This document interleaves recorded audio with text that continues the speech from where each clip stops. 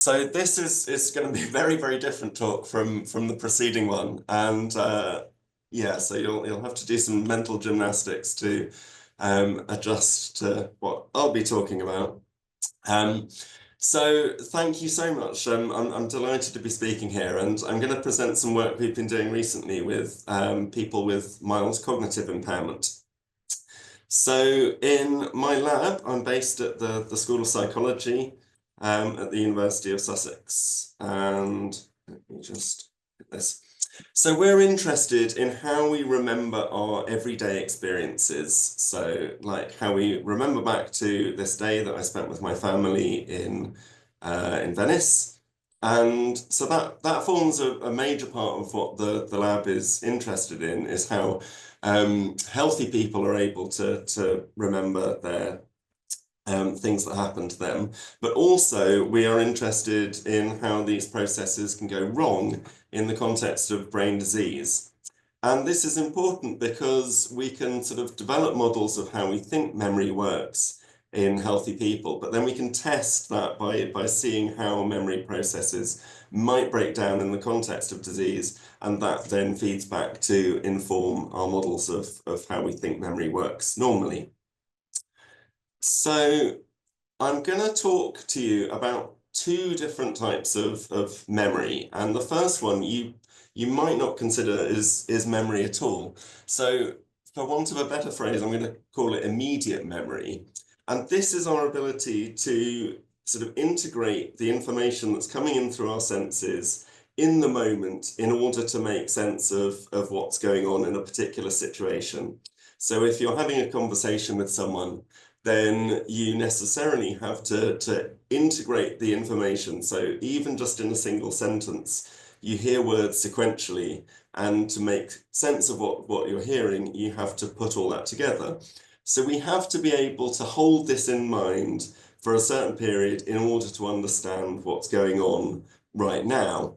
And so the idea is that even in something at the present time, it stretches back into the past and also a bit into the future. We can make a guess about what's going to happen. So we require memory for this, but this is a different kind of memory from what I'm going to call long-term memory. So this is where we actually are able to bring back into our minds something that's happened before. So if we're remembering the conversation we had when we were in a different context, we have to actually pull that information back from our memory store in order to remember what's happened. And so I'll be talking about these two different types of memory. And I'm going to be talking about it in the context of mild cognitive impairment. So mild cognitive impairment, or MCI, is when there is an objective change in some aspects of someone's thinking. So as we heard in the previous talk, often it's the case that it's memory that's affected. So in the earlier stages of Alzheimer's disease or in people with mild cognitive impairment, there's often an objective difficulty that someone has in memory, but it could be in other things like attention or executive function. And so a clinical psychologist might be able to run an assessment and verify that someone has got an objective problem. But importantly, this is a mild problem, and it might have relatively little impact on people's ability to live and function independently outside of a laboratory situation. So people with MCI are at a significant risk of progressing to dementia. So sometimes the state of MCI can be a precursor to Alzheimer's disease, but that's by no means inevitable. So some people with MCI might progress to Alzheimer's disease, to getting dementia, but others won't. So we've been doing research in this population of people. So we've been working with Sussex Partnership Trust, and particularly the Memory Assessment Service clinics. And so I'm first going to talk about some research which I actually presented last year at this conference, where we've been using videos as a way of looking at people's ability to remember experiences. And so this work was led by Chrissy Odakoven here, in collaboration with Gosha Radchak at Sussex Partnership Trust, and Peter Rykoff was running some of the analyses. And so I'll sort of whiz through what we did quickly. We were showing people short video clips while they were in an MRI scanner. So they were having their brain scanned while they were watching a series of little videos. And these things, they last about a minute and they show characters interacting in a meaningful way. It's a bit like watching a TV advert, like the sort of the Gold Blend coffee adverts where you have characters interacting in a situation that sort of unfolds over time. And so people were watching these videos while they were being scanned, and we asked them to then describe the videos in as much detail as they could afterwards. So just to lead you through this, so what I'm plotting here is how well people were able to remember the videos over here.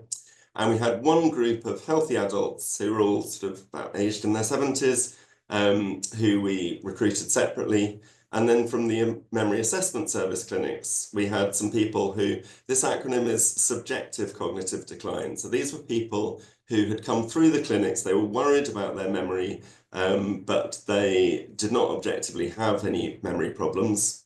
And then we had two groups of people who had a diagnosis of mild cognitive impairment, MCI, and we actually followed these people up over 2 or 3 years. And so some of these people went on to get a diagnosis of Alzheimer's disease and some did not. And when we look at how well they remembered the videos, we find, so over here, these are how the healthy adults are doing. And so perhaps unsurprisingly, the people with subjective cognitive decline are doing just as well as a group as the healthy adults. Both of the MCI groups are performing worse. And in fact, the people that went on to get a diagnosis of Alzheimer's disease within a few years of us seeing them, they were the people who when we tested them, were scoring lowest. So this is not particularly surprising. This is people with MCI, some of whom went on to get Alzheimer's disease, who are doing poorly on what is a test of long-term memory, so our ability to remember something that's happened earlier on in that day. And in this case, it was from an hour or so ago. But intriguingly, we also saw differences when we looked at the brain scans while people were actually watching the video. So we were scanning people, and it turns out that when you're watching a video, you will activate your brain in a certain way, which is actually very similar across different individuals. So there's a sort of normal pattern of brain activity that we see while people are watching different videos. And so if you look across individuals, you can see correlated brain activity. And what we saw was that in the people with mild cognitive impairment, there are a number of regions, and many of these are associated with memory processes, where there was less synchrony in the people with MCI. So this is now not a test of long-term memory. This is actually while people are watching the videos themselves. So what does this mean? So we can tell that there's something different going on in the people with MCI while they're watching these videos. And so we're wondering whether this is a problem with what I'm calling immediate memory, the ability to actually kind of integrate information as you're watching it and to sort of put this together in order to make sense of the storyline of these videos. And we're taking some inspiration from the cognitive psychology literature to wonder whether it's actually, as you sort of transition through these videos, that's causing problems. So let me just unpack what I mean by that. So in any situation, we can sort of split that up into smaller portions. So if we go out for a meal, then we might be sat at the table, we might be choosing the food from our menu. That could be one sort of part of this situation. A bit later, we're eating our food, and a bit later, we're paying the bill. And so even though these are part of the overall experience of going out for a meal, we can sort of separate these into meaningful chunks of activity. And so we were interested to see whether these sort of processes of how we understand how events are sort of structured is different in people with MCI. So this was work that was led by my postdoc Flavia De Luca, and this was in collaboration with Naji Tarbet, who we just heard from. And so this is a busy slide, which you don't have to read all of. Flavia created some stories that we were going to use to test people's memory. And so in this particular story, it's about Rosie and Lily in a party that's happening. And these are all describing fairly sort of typical situations.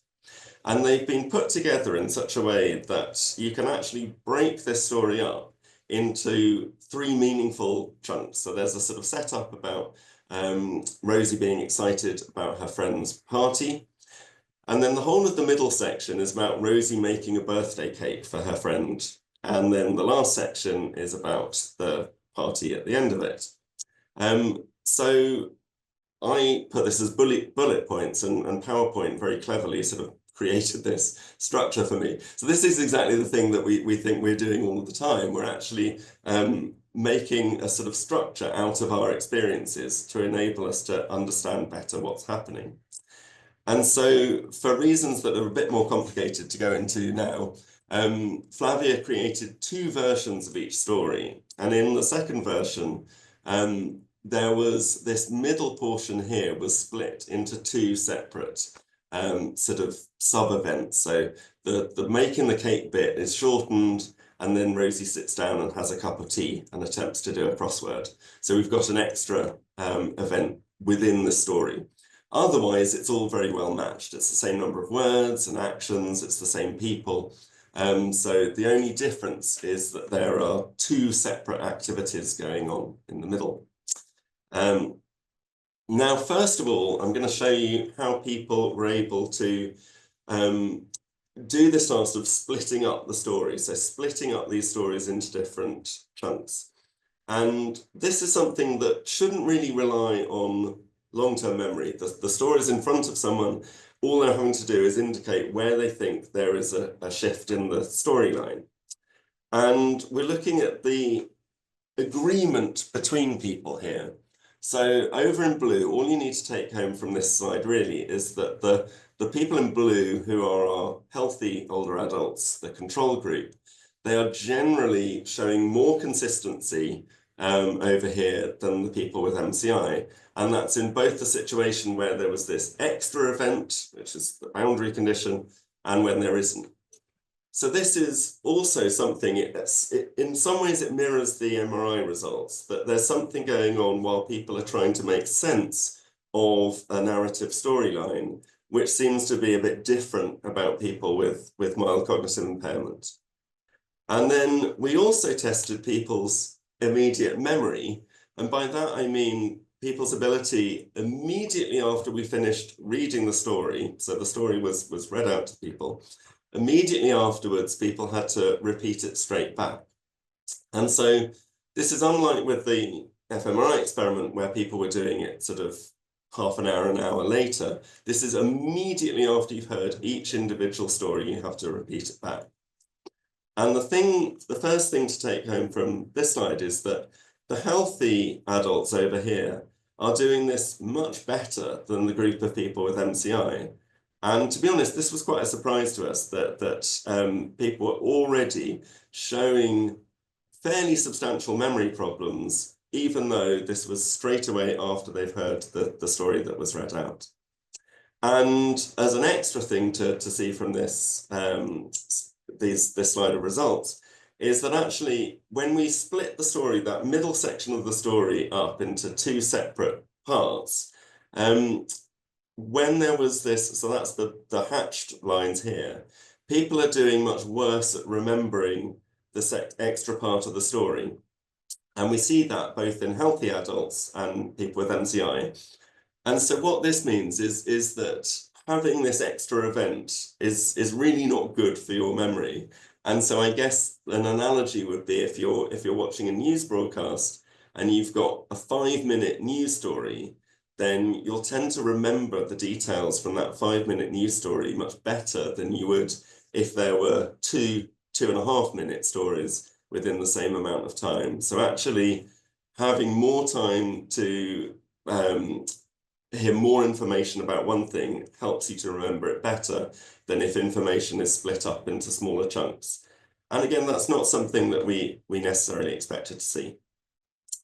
Okay, so why are we doing any of this? And so, I mean, as I said, as a lab, we're interested in understanding healthy memory processes as well as how these can go wrong in the context of disease.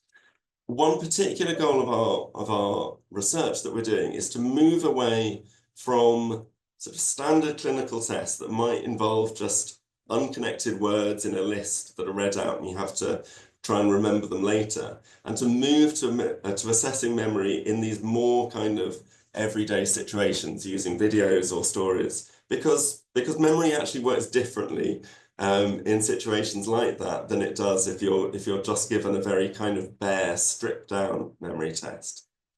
The second thing is actually, we're talking about this sort of immediate memory, our ability to make sense of meaningful situations and understand what's going on in the now.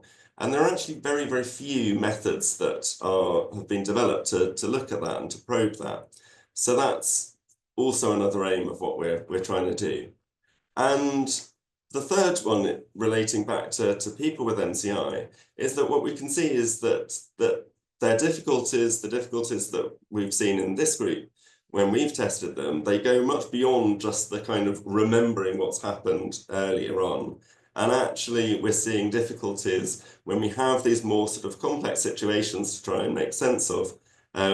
We're definitely seeing that people are having difficulties with that. And so we're interested in understanding that a bit better.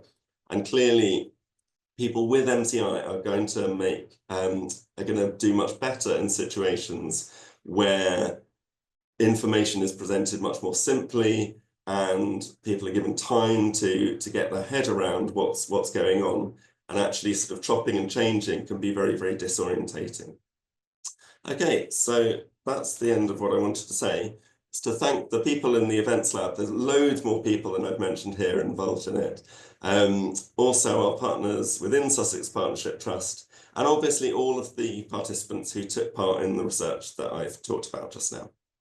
And that's the end of my talk.